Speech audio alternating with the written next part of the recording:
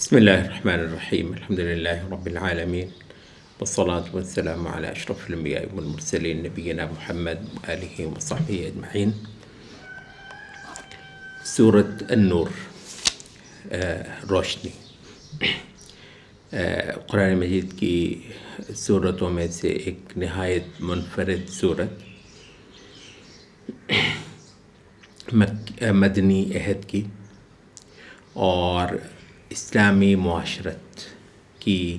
بنیاد اٹھانے والی صورتوں میں سے ایک صورت، وہ چیز جس کو معاشرت ہم کہتے ہیں، یہ کہتے آئے ہیں، دور حاضر میں تقریباً اسی چیز کو تہذیب کہہ دیا جاتا ہے۔ وہ تہذیب کا دائرہ معاشرت سے کسی قدر وسیع مانا جاتا ہے، اور اس کے اندر دین، نظریات اور تصورات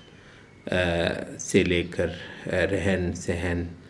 حتیٰ کہ معیشت، سیاست، سب کچھ تہذیب کا حصہ ہو جاتا ہے۔ اور اس لحاظ سے شاید دور حاضر کے انسان کے پاس جو لفظ تہذیب ہے خاصی حد تک وہ دین کا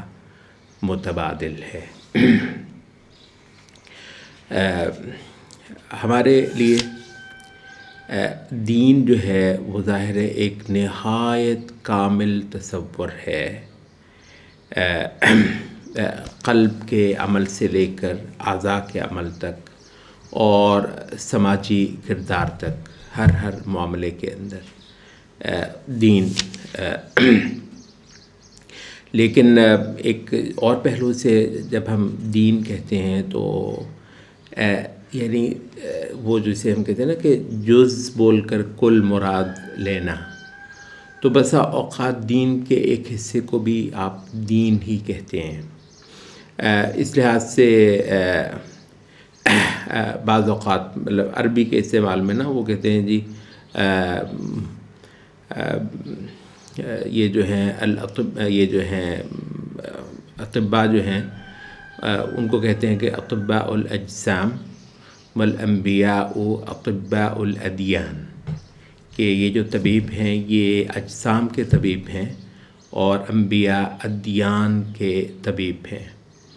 ایسا یہاں پر جو لفظ ادیان بولتے ہیں، ہمارے اردو میں ادیان سے صرف یہ مراد لیا جاتا ہے، ادیان سے مراد اسلام، ہندو مت، عیسائیت، یہودیت وغیرہ وغیرہ، ادیان سے یہ مراد لیا جاتا ہے۔ ظاہر ہے عربی کے استعمال میں بھی بس اوقات یہ مراد اس طریقے سے لی جاتی ہے، لیکن وہی بات ہے کہ لیکن عربی میں جز بول کر کل مراد بھی لیا جاتا ہے، تو دین کے ایک ایک جز کو بھی دین کہا جاتا ہے۔ تو ادیان کیا ہوگا؟ نماز، روزہ، زکوٰۃ، حج، تسبیح، ذکر، تحلیل، تحریم، یہ سارا کچھ کیا ہے کہ ایک ایک چیز دین ہے، تو ان کا مجموعہ جو ہے وہ ادیان ہو جائے گا، ٹھیک ہے۔ تو اس حتیٰ کہ شرائع جو ہیں، شرائع کا لفظ بولا جاتا ہے، ایک معنی میں تو پوری شریعت کو شریعت کہتے ہیں،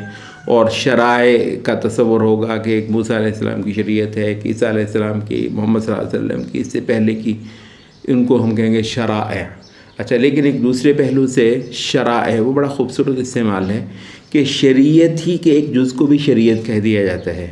تو شرائع کا مطلب احکام شریعت، تو بے شمار شرائع اللہ نے قرآن میں نازل کی ہیں،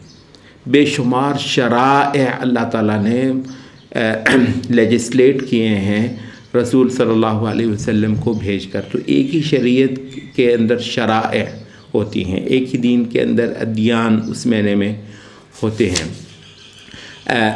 بہرحال یہ تو ایک فائدے کی بات ہم نے کر دی۔ تو اچھا، تو اس لحاظ سے یہ ہے کہ ہمارے دین کا وہ حصہ جو معاشرت سے تعلق رکھتا ہے، اس کو بطور خاص دین کہنے میں بالکل بھی کوئی حرج کی بات نہیں ہے۔ اور اس لحاظ سے ہم یہ کہیں گے کہ 100%، اب ہم جزوی بات نہیں، 100% جس چیز کو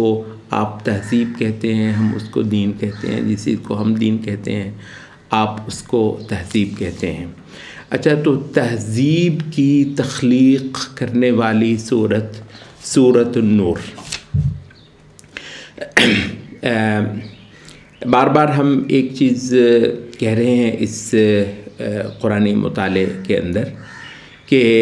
رسالت کا آپ نے مول لگانا ہے، رسالت کی آپ نے حقیقت کو جاننا ہے، اور رسالت کے ان دلائل کو آپ نے سمجھنا ہے جو اس کے اندر سموئے گئے ہیں، تو بس اتنا کام کیجئے کہ اس رسالت کے پہلے سے آنے کا جزیرہ عرب اور اس رسالت کے آنے کے بعد کا جزیرہ عرب، دو تصویریں اپنے سامنے رکھیں۔ ایک انسان تنہا، یہ جیسے کو آپ کہنا یہ تہذیبی تبدیلی، تو آپ ذرا مطالعہ کر لیجئے، کہیں اگر کوئی تھوڑا بہت ہوا ہے نا تو وہ ایک لمبا صدیوں کا عمل ہوا ہوگا، تو اس کو آپ نے کہہ دیا کہ یعنی ایک کتاب کے اندر اس کی کل تفاصیل سموئی گئی ہوں۔ ایک کتاب پڑھ کر سید قطب ایک بہت خوبصورت جملہ بولتے ہیں، کہتے ہیں کہ واحد دنیا کی قوم جو ایک کتاب کی نصوص سے برآمد ہوئی، یہ معجزہ آپ دکھا دیجئے مجھے، کہ واحد دنیا کی قوم جو اپنے کل وجود کے معاملے میں محض ایک کتاب کی نصوص سے برآمد ہوئی۔ وہ جو ہے نا بہت خوبصورت آیت ہے، اور متعدد بار قرآن مجید میں ہوتا ہے نا کہ بعث فی الامیین رسولا منہم یتلو علیہم آیاتی ویزکیہم ویعلمہم الکتاب والحکمہ، مطلب یوں گھڑ گھڑ کے انسان تیار کر دیے، اور اتنی بڑے پیمانے پر کہ پورے معاشرے کے اندر جل تھل ہو گیا، آسمان کی بارش یوں برسی کہ دور دور تک اس کی ہریالی جزیرہ عرب جیسا بنجر صحرا سرسبز ہو کر لہ رہا ہے رسول اللہ صلی اللہ علیہ وسلم کے زندگی کے اختتام کے وقت، اور اس کے بعد پھر یہی ہریالی پورے جہان کے اندر ہوتی ہے، اور پوری دنیا کی جو تاریکی ہے اس کو ختم کرنے کا ذریعہ بنتی ہے۔ تو سورۃ النور جو ہے اس دین، اس تہذیب، اخلاقیات اور قدروں کے معاملے میں ایک شاہکار ہے۔ حضرت عائشہ رضی اللہ عنہ خصوصی طور پر تاکید فرمایا کرتی تھی کہ تم اپنی بچیوں کو سورۃ النور کی تعلیم دو، اور حقیقت یہ ہے کہ پورا قرآن نبی سے ہی بچیوں کو صرف اگر سورۃ النور پڑھا دی جائے تو انشاءاللہ العزیز بہت کفایت کرتی ہے۔ سلف میں سے بعض کہا کرتے تھے کہ اپنے بچوں کو سورۃ المائدہ اور اپنی بچیوں کو سورۃ النور خصوصی طور پر پڑھایا کرو۔